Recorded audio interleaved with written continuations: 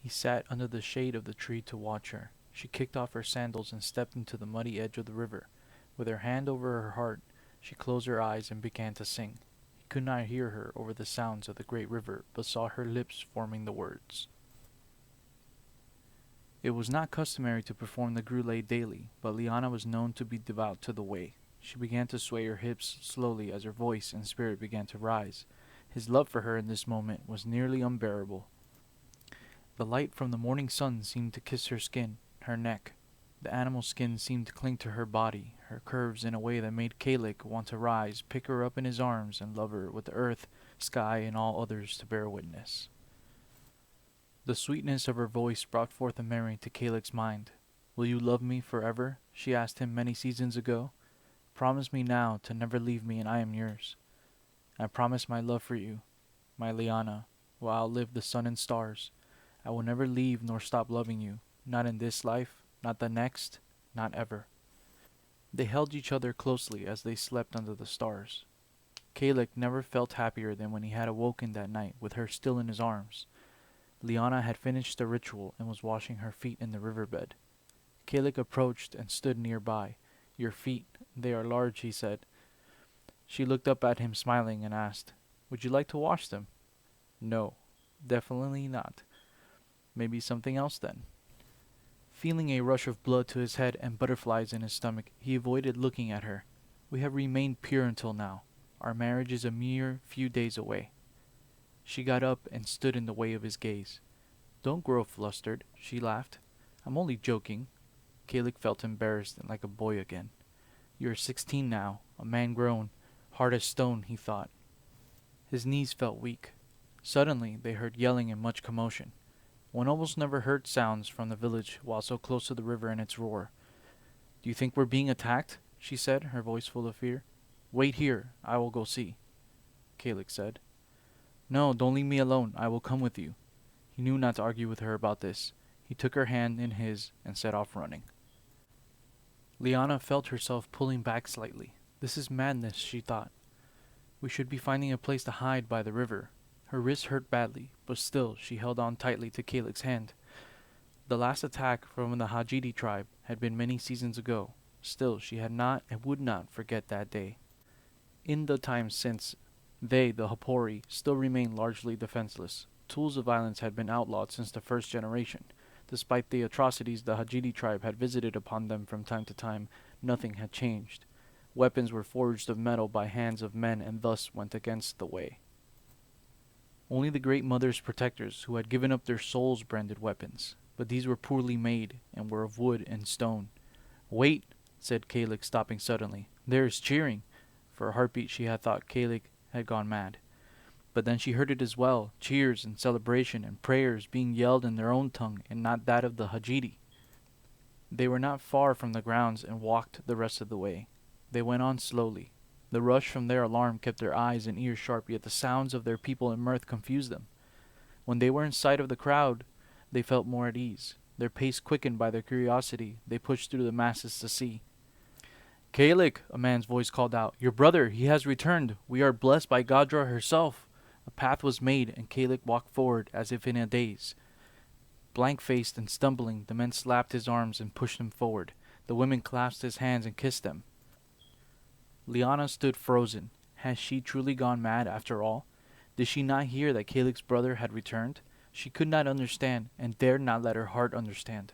And yet there he was, long-haired and with a savage beard, nearly bone-thin and slightly bent, nude save for a crude piece of animal skin that covered his parts. "Jordan," she heard herself say. But how?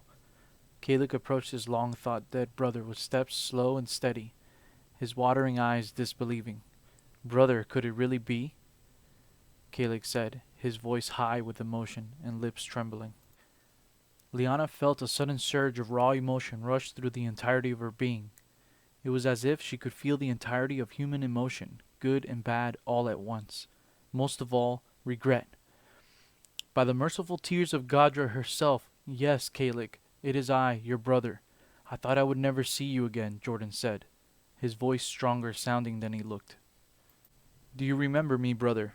Kalik embraced Jordan fiercely. They wept loudly as they held one another. "A bundle of sticks he is," said a man's voice behind Liana. "He won't be of much help in the fields."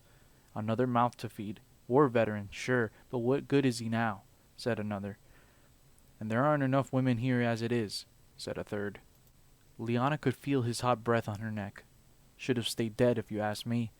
Liana knew well the resentment of the wifeless men of the village, of which there were too many indeed.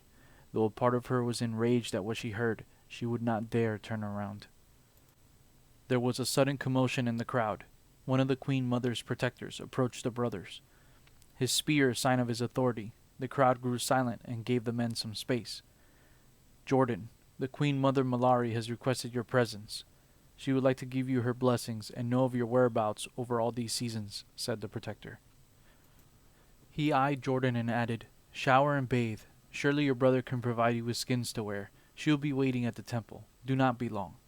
With that, he turned and quickly strode off, the crowd clearing a path. Liana's breath caught when she saw Jordan was staring at her. His eyes seemed hollow and full of pain at the same time. Was he tortured, she thought? How could he survive? Would he resent me for having lost hope? It had been so long. How could she have known he could still possibly be alive? And Kalik. "We will feast to the glory of your return, O brother," said Kalik, "and you will honor me by being my trustran at my wedding." Kalik delayed the wedding to allow time for his elder brother to recover his health and regain strength. In the weeks since his return, Jordan had spent most of his days and nights in the gardens. The Queen Mother had her own healers tend to him, and his vitality returned quickly.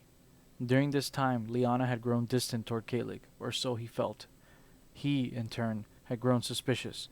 They spent mostly every morning together, as they always had done. After dinner, she would often return home early. "I am nervous. I don't like large ceremonies," she had said. "Is that truly what keeps you from spending nights with me? Why you choose to sleep alone than in my arms?" he had asked. "I am also nervous about our having—" she paused. "Relations."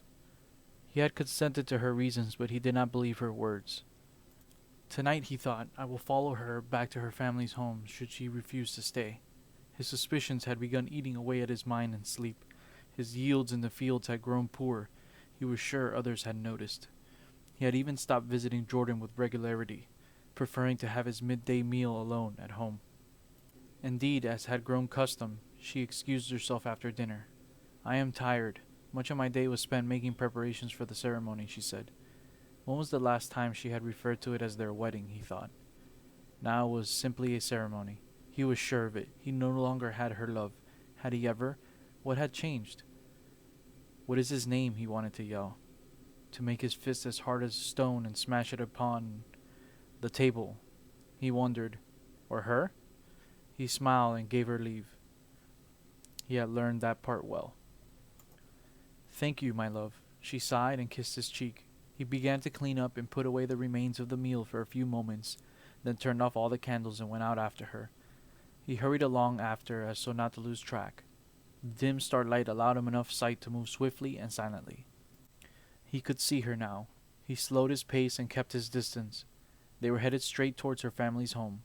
Nothing had been out of the ordinary. She had kept her casual pace throughout the walk. No deviations. She had not even looked around. Liana stepped into her home. Kalik stood in shadow, wondering. He began to doubt himself. It may all very well be a play he had created in his own mind, born of his fears. He had questioned Liana's interest in him in the beginning. She was beautiful, after all, and his elder. And who am I, he thought, a husband-to-be who mistrusts his betrothed? I do not deserve her. Just then, a figure darkly clad stepped out of her home. Kalik moved swiftly to keep up. He could barely make out the figure as it moved with great speed and inhuman grace in the shadows. It must be her, he thought. By Gadra's spear I was to feel betrayed. Although it hurt him, he felt a certain dark satisfaction in having caught Liana in her scheme. It was indeed Liana. The moon appeared briefly from behind a cloud, allowing Kalik to clearly look upon her face. She was headed out of the village and straight towards the great river by where she performs the grule every morning. Viper, he thought, going to fuck at the holy site where she offers gratitude to the great river for the life it springs forth. Kalik fell back. He was sure of where Liana was headed. The woods were silent and still, and he did not want to give himself away now. He turned around and quietly made his way back towards the village to one of the guard posts. It took a little convincing to get a protector to accompany him to find Liana. I saw my betrothed head towards the river, he said. Her face was like a mask as if under a spell, and she wore strange clothes. The Hajidi are known to infiltrate tribes and bend the women to their ways, the protector had replied. Show me. And so they had gone and came upon Liana and her lover. They crouched low in the grass, the roar of the river loud enough to cover the sound of their movements.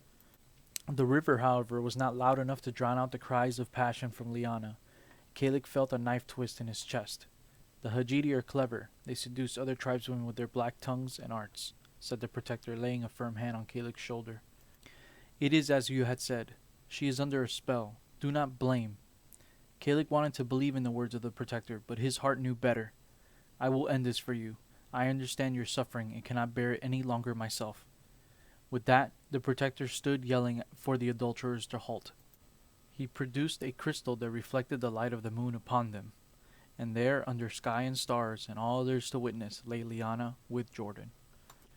The entirety of the Hapori people had congregated in front of the temple. They stood on either side of the aisle that led up to the great stone steps. Only a large number of the protectors were absent. Rumors of the impending Hajati attack had been circulating amongst the tribespeople for some time. The massive wooden doors of the temple opened and the murmuring masses grew silent as a corpse. A mysterious glow of white and purple light emanated from the opening. In the glowing light stood 3 figures.